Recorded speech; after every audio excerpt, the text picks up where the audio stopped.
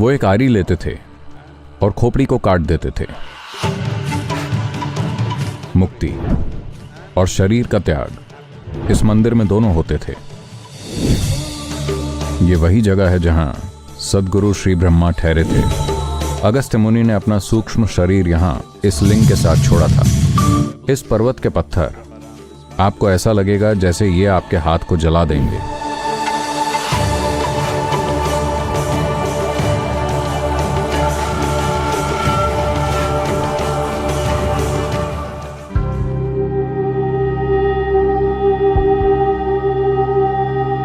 गुप्त काशी एक शक्तिशाली रूप से प्राण प्रतिष्ठित स्थान है। ऊर्जा की दृष्टि से एक जबरदस्त स्थान है। ये वही जगह है जहां सद्गुरु श्री ब्रह्मा कुछ समय के लिए ठहरे थे।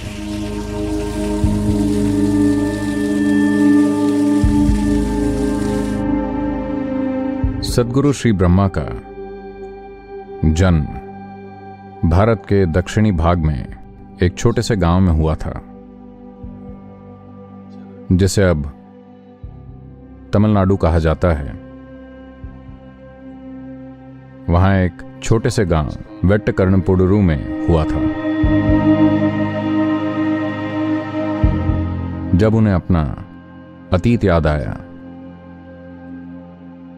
और वो ध्यानलिंग की प्राण प्रतिष्ठा के लिए बेचैन हो उठे, तो वो उस महाद्वीप में सही लोगों को ढूंढने निकल पड़े ताकि सही तरह की शक्ति और साधना तैयार की जा सके। तो एक समय वो 4 युवा साधकों के साथ आगे बढ़ने लगे। रुद्रप्रयाग से उन्हें पैदल चलना था और वो पैदल चलते रहे और इन युवा लड़कों को लेकर केदार पहुंच गए, क्योंकि वो अपनी साधना केदार में करना चाहते थे।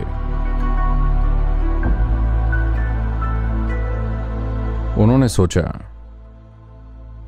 कि इससे कुछ कम उनके लिए काम नहीं करेगा, तो वो इन लड़कों को लेकर केदार चले गए। उनमें से सब दक्षिण भारत से थे, जहां मौसम गर्म रहता है, तो वो ठंड बर्दाश्त नहीं कर पाए। न ही उनके पास डाउन जैकेट थी, तो वो वहां कुछ दिन रुके पर वहां टिक नहीं पाए, तो वो थोड़ा नीचे आ गए, क्योंकि as they considered themselves the very progeny of Agastya, they decided to settle here. वो स्वयं को अगस्त्य का वंशज मानते थे। उन्होंने यहां ठहरने का फैसला किया। इस मंदिर में वो यहीं रहे। वो यहां पर 3.5 से 4 महीने रुके। उन्होंने अपनी साधना की। उनमें से 2 ने अपनी साधना का उपयोग करते हुए बाद में अपनी पूर्णता को प्राप्त किया और चले गए। उन्होंने अपना शरीर त्यागा और चले गए।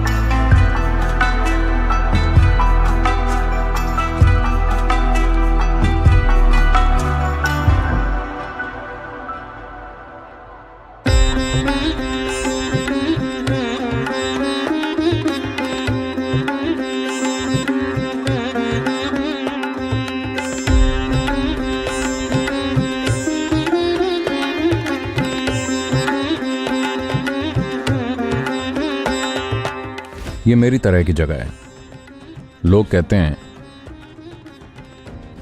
कि स्वयं अगस्त्य मुनि ने इसकी प्राण प्रतिष्ठा की थी लगभग 6000 साल पहले। ऐसा लगता है जैसे ये कल हुआ हो। ये बिल्कुल वैसा का वैसा ही है।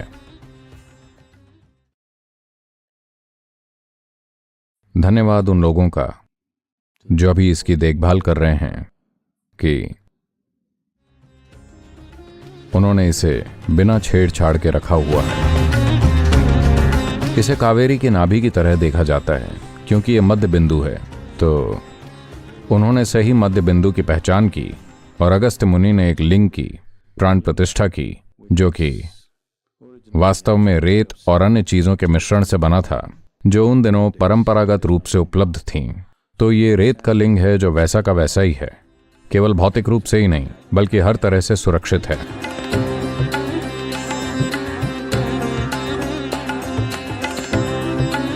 ऐसा माना जाता है कि अगस्त्य मुनि ने अपना सूक्ष्म शरीर यहीं इस लिंग के साथ छोड़ा था। कहीं मदुरई या विरुदुनगर के पास एक और जगह है जहां उन्होंने अपना बौद्धिक या मानसिक शरीर छोड़ा था, लेकिन उन्होंने कार्तिकेय की मदद ली और अपने भौतिक शरीर को कैलाश लेकर गए जहां शिव थे और वहां अपना शरीर त्यागा। ये आखिरी में चीजें करने का जबरदस्त तरीका है। तो किसी न किसी रूप से उन्होंने कावेरी को एक शरीर या जीवित शरीर की तरह देखा और उन्होंने नाभि स्थान यहां स्थापित किया और इस तरह से किया कि ऊर्जा का प्रवाह ऊपर की ओर और नीचे की ओर दोनों तरफ हो, बिल्कुल सही तरीके से। यह इतना शक्तिशाली है जैसे यह कल ही हुआ हो और यह अविश्वसनीय है। ये हमारे पूर्वज हैं।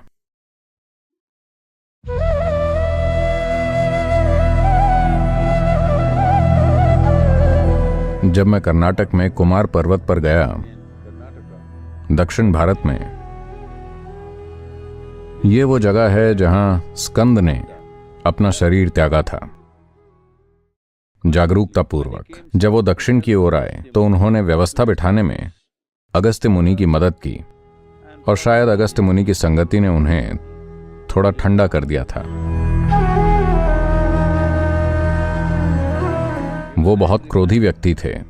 उन्हें लगा कि ये संसार अन्यायपूर्ण है और इस युवा योद्धा ने अपना मन बना लिया था कि जहां भी वो अन्याय देखेगा वो उसे तलवार से मिटा देगा। उन्होंने बहुत सारे लोगों को मार डाला। वो उत्तर से दक्षिण आए और फिर शायद अगस्त्य मुनि के साथ ने उन्हें थोड़ा सा ठंडा कर दिया। उन्होंने अगस्त्य के कार्य में मदद की। फिर वो उस जगह चले गए जिसे आज कुके सुब्रमण्य या गति सुब्रमण्य कहा जाता है। वो वहां पहुंचे और आखिरी बार अपनी तलवार धोई। मैं उस जगह कई बार जा चुका हूं। ये ऊर्जा के मामलों में ये सबसे शक्तिशाली स्थानों में से एक है, जैसे आप देख सकते हैं। फिर वो पहाड़ पर गए और वहां उन्होंने खड़े खड़े अपना शरीर त्याग दिया। ये एक योद्धा की प्रकृति है।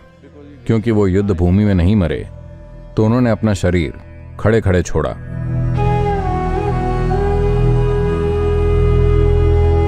जब योगी अपना शरीर छोड़ना चाहते हैं तो वो बैठ जाते हैं, आमतौर पर पालथी मारकर, क्योंकि जब ऊर्जा खुद को बिखेरने लगती है तब आपको स्थिरता चाहिए। तो पालथी मारकर बैठना सबसे अच्छा माना जाता है, क्योंकि यह आपको उस जमीन से सबसे ज्यादा संपर्क में रखता है जिस पर आप बैठे हैं। जो लोग ऐसा अपने जीवन के आखिरी समय में करते हैं उन्हें शायद पालथी मारकर बैठना उतना स्थायी न लगे जितना युवा अवस्था में लगता था। तो वो लेट जाते हैं या आधा लेटकर इसे करते हैं। कुछ योगी हैं जो शवासन में लेट जाते हैं और शरीर छोड़ते हैं, क्योंकि दूसरी मुद्राओं में कुछ दिक्कत होती है। लेकिन स्कंद ने अपना शरीर खड़े खड़े त्याग दिया। यह अद्भुत है, क्योंकि जब आपको इस भौतिक शरीर से जीवन ऊर्जाएं निकालनी होती हैं तो आपको शरीर में एक स्थिरता की जरूरत होती है। खड़े खड़े छोड़ना यह असाधारण है, लेकिन उन्होंने ऐसा किया। और जब मैं वहां गया, अगर आप इस पर्वत के, जिसे कुमार पर्वत कहते हैं, कंकड़ उठाकर देखें तो आप पाएंगे कि सारे कंकड़ षटमुखी हैं, जैसे कि वो मशीन से काटे गए हों। छोटे छोटे पत्थर, सारे षटमुखी। इन्हें षण्मुख लिंग कहते हैं। आप इन्हें हाथ में उठाइए, ऐसा लगेगा जैसे आपके हाथ को जला देंगे। इनमें इस तरह की तीव्र ऊर्जा है। तो हम वहां गए, रात में हमें वहां रुकना था। सब लोग ठहरने की व्यवस्था कर रहे थे। मैं बैठ नहीं पा रहा था। कितनी भी कोशिश कर लूं, मेरा शरीर उठकर खड़ा हो जाता था। उन्होंने मेरे लिए एक तंबू लगाया, वो बस 4 फुट ऊंचा था। मैं जाकर तंबू में बैठा, मेरा शरीर ऊपर उछला और तंबू को गिरा दिया। मैं बस खड़ा रहा, सिर्फ इसलिए क्योंकि इस व्यक्ति ने अपना शरीर खड़े खड़े त्यागा था। और फिर हम उस पहाड़ पर गए, उस चट्टान के पास जिस पर खड़े होकर इन्होंने अपना शरीर छोड़ा था। यह ऐसे ही काम करता है, और ऐसा उन्होंने आज से 10,000 साल पहले किया था। फिर भी यह सक्रिय और जीवंत है। आप उन्हें नष्ट नहीं कर सकते। आप इस व्यक्ति को किसी भी तरह से नष्ट नहीं कर सकते, क्योंकि वो हमेशा रहेगा।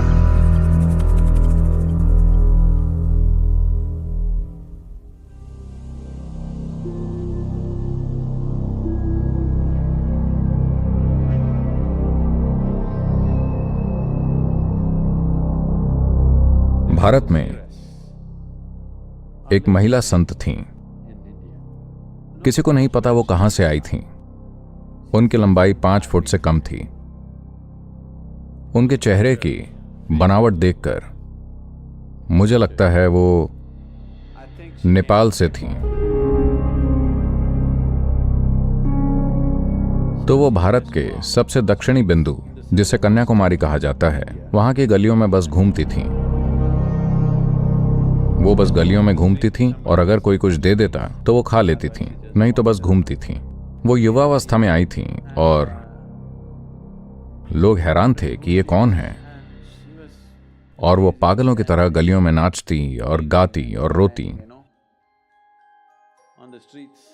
वो समुद्र के किनारे जाती और आमतौर पर वहीं सोती थीं, और वो पानी पर बैठकर बस बहती रहती थीं।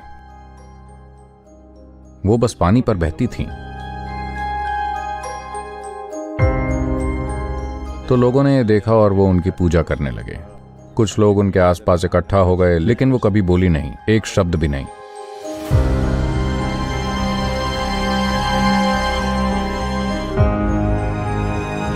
तो ऐसा हुआ, इस जगह के पास में ही एक पहाड़ है, और मैं वहां पर ठहरा हुआ था।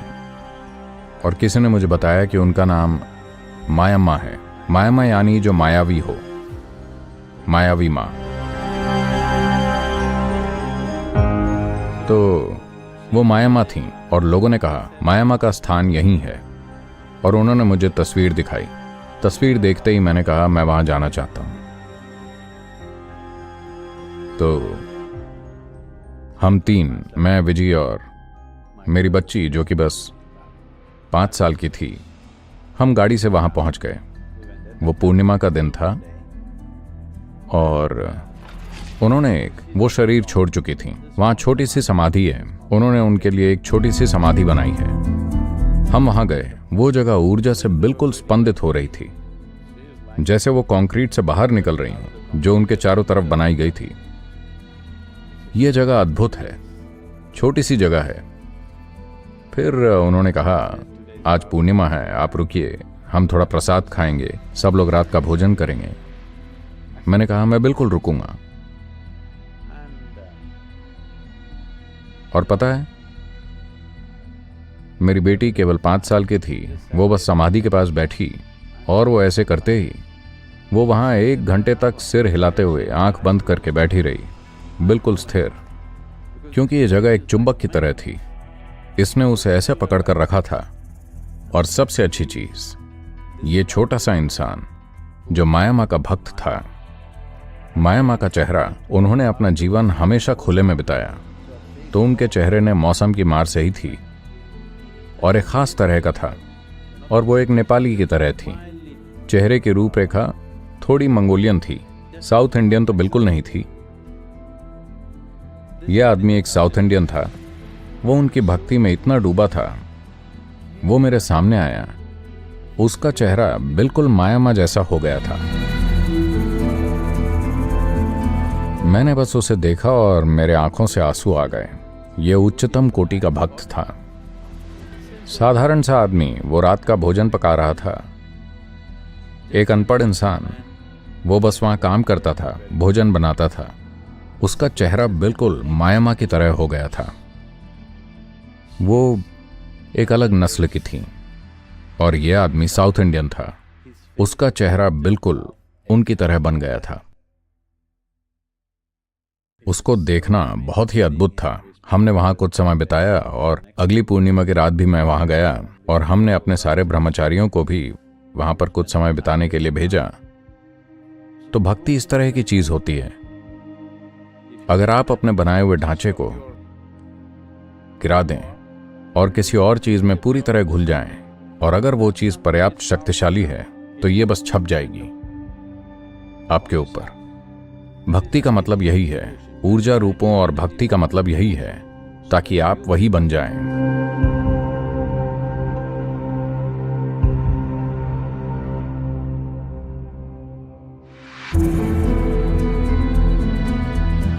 कन्नड़ में कूट का अर्थ है व्यवस्था।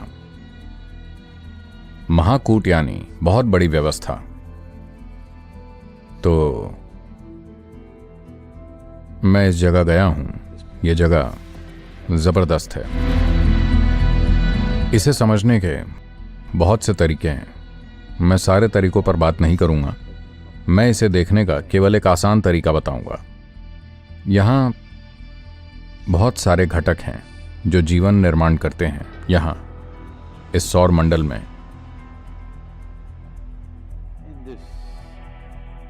अगर हम इसे एक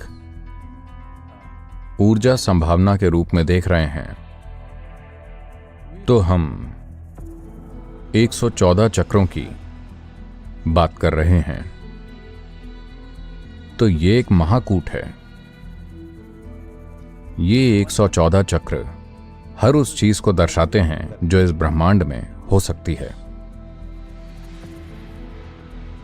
क्योंकि इस सिस्टम में, जिसे हम ब्रह्मांड कहते हैं, जितने भी तरह के जीवन घट रहे हैं उसमें यह जीवन का उच्चतम रूप है। यह अपने शिखर पर पहुंच चुका है अपने शारीरिक विकास की दृष्टि से। तो सभी आयामों की जितनी विशेषताएं हो सकती हैं वो इसमें हैं। तो ये एक महाकूट है। ये 112 या 114 7 आयामों के रूप में दिखाए जाते हैं। तो आमतौर पर हम 7 आयामों की बात कर रहे हैं जो 7 चक्रों में दर्शाए जाते हैं। ये वास्तव में 112 या 114 हैं, लेकिन हम 7 की बात कर रहे हैं क्योंकि हमने इन्हें 7 श्रेणियों में या 7 आयामों में बांट दिया है।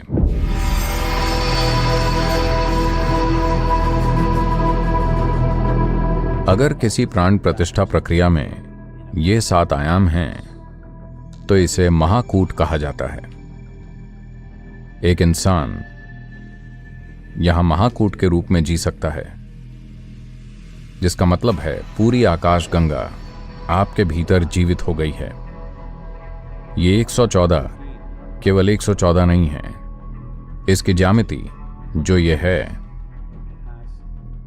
ब्रह्मांड की बड़ी ज्यामिति के साथ सामंजस्य में आ गई है, तो यह ब्रह्मांडीय बन गया है। तो वो बड़ी ब्रह्मांडीय व्यवस्था को भी महाकूट कह रहे हैं। पूरा ब्रह्मांड आकाशीय पिंडों की एक बहुत बड़ी व्यवस्था है। जब ये उसको दर्शाता है तो हम इसे भी महाकूट कहते हैं। तो अगर किसी चीज को जीवन के 7 आयामों के साथ प्राण प्रतिष्ठित किया जाता है तो योग परंपरा में आमतौर पर इसे महाकूट कहा जाता है। चीजों की एक बहुत बड़ी व्यवस्था, क्योंकि इसकी प्रकृति ब्रह्मांडीय होती है।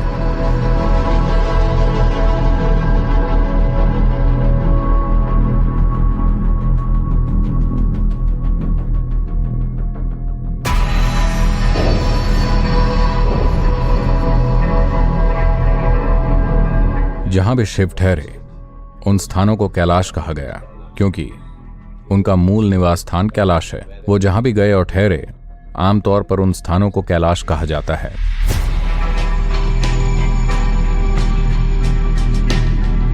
तो इसे दक्षिण का कैलाश कहा गया। इसी वजह से कई प्रकार के साधु और संतों ने, कई तरह के योगियों और रहस्यवादियों ने इस पर्वत को अपनी कार्यस्थली चुना। इन पर्वतों ने बड़े पैमाने पर रहस्यवादी कार्यों को देखा है।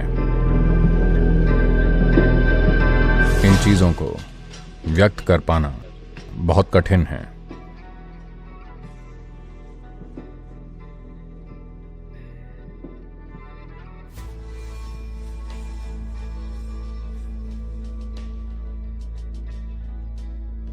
बहुत सारे सिद्ध और संत इन पर्वतों पर आए हैं, यहां बहुत सारा समय बिताया है, और सबसे बढ़कर मेरे लिए ये वही पर्वत है जिस पर मेरे गुरु रहे हैं, और उन्होंने अपना शरीर त्यागने के लिए इसी पर्वत को चुना, वहां ऊपर छठी पहाड़ी पर।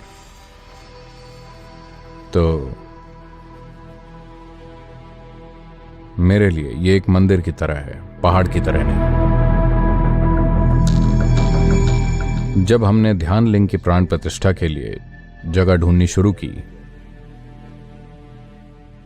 तो एक बार फिर हमने घूमना शुरू किया और लोग मुझे तरह तरह की जमीनें दिखाने लगे। शहर के अंदर, शहर के बाहर, यहां वहां, ये पहाड़ वो पहाड़। मैं देखता था सब अच्छा है और सब बढ़िया है, लेकिन ये वो नहीं है। तो लोग फिर हताश होने लगे कि सद्गुरु कहीं रुकेंगे भी। फिर एक दिन हम इस रास्ते से जा रहे थे और अचानक मैंने 7वीं पहाड़ी देखी, उसकी चोटी, और हम रास्ते में ही रुक गए। और तब से जैसे ये हर चीज के लिए तय हो गया। मैं इस जगह पर आया और बोला, यही वो जगह है। उसके 11वें दिन इसकी रजिस्ट्री ईशा फाउंडेशन के नाम पर हो गई, और तब से हमने कभी पीछे मुड़कर नहीं देखा। मैं ये इसलिए कह रहा हूं क्योंकि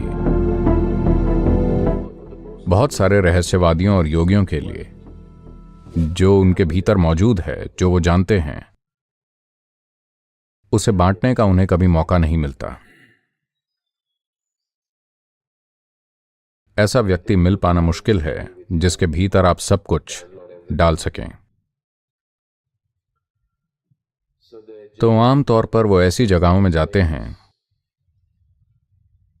जहां लोग आसानी से ना पहुंच सकें, लेकिन वैसे पहुंचा जा सके, और वो अपना ज्ञान ऊर्जा के रूप में जमा कर देते हैं, ज्यादातर पहाड़ की चोटियों पर।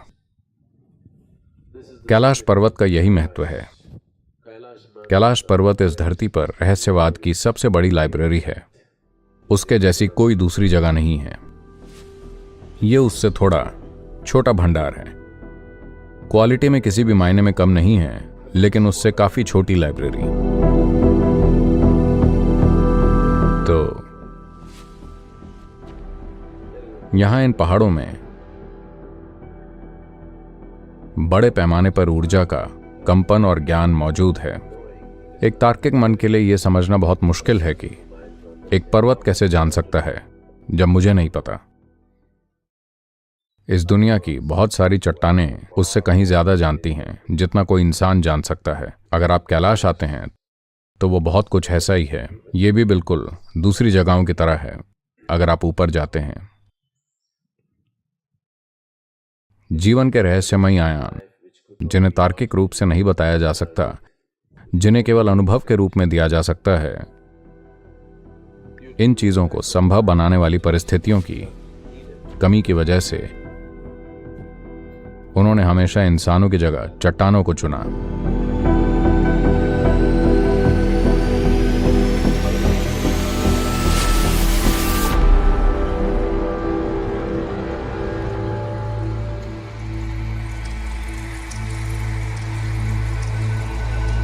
काशी में काशी करवत नाम का एक मंदिर है। लेकिन काशी करवत में जो मूलभूत प्रथा हुआ करती थी, करवत यानी आरी, तो वो एक आरी लेते थे और खोपड़ी को काट देते थे। आपके दिमाग के दो हिस्से हैं जिनके बीच से आप वाकई गुजर सकते हैं। खाल और ऊपरी हिस्से में दर्द के अलावा खोपड़ी में कोई दर्द नहीं होता है। और अगर आप अपने दिमाग के दोनों हिस्सों के बीच से काटें तो कोई दर्द नहीं होता। बाहर की चोट से दर्द होगा, लेकिन गहराई में कोई दर्द नहीं होगा। तो वो धीरे धीरे काटकर इसे खोल देते थे। जिन लोगों ने एक हद तक साधना कर रखी होती है लेकिन कहीं अटके होते हैं, वो बाहर निकल जाते थे। मुक्ति और शरीर त्याग इस मंदिर में दोनों होता था। पारंपरिक रूप से हम इसे इस तरह देखते हैं। परे जाने के लिए आपके आज्ञा चक्र में 3 बिंदु होते हैं। इन बिंदुओं को रुद्र, हर और सदाशिव कहते हैं। सदाशिव यानी उस अवस्था में शाश्वत हो जाना।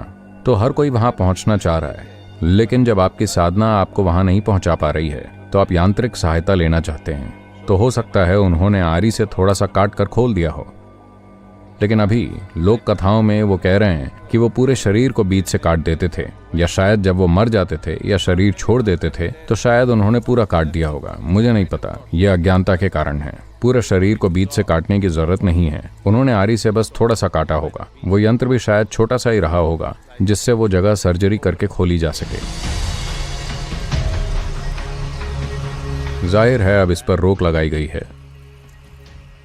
इसका मकसद बीच से काटना नहीं था, बल्कि आपको पर्याप्त रूप से खोलना था।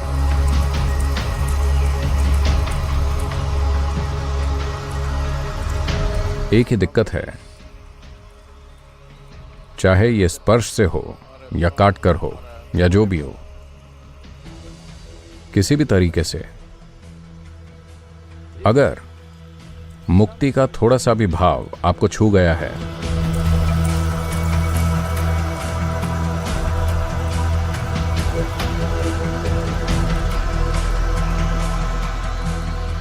और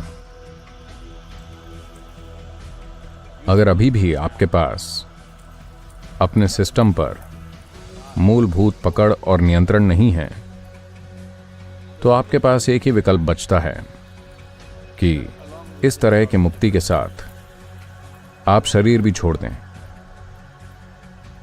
क्योंकि शरीर में रहने के लिए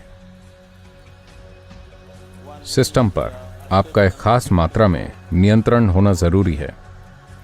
और ऐसी महारत हासिल किए बिना ऊर्जाओं को उनके चरम तक ले जाने की कोशिश करने का मतलब होगा मुक्ति और शरीर का त्याग एक साथ।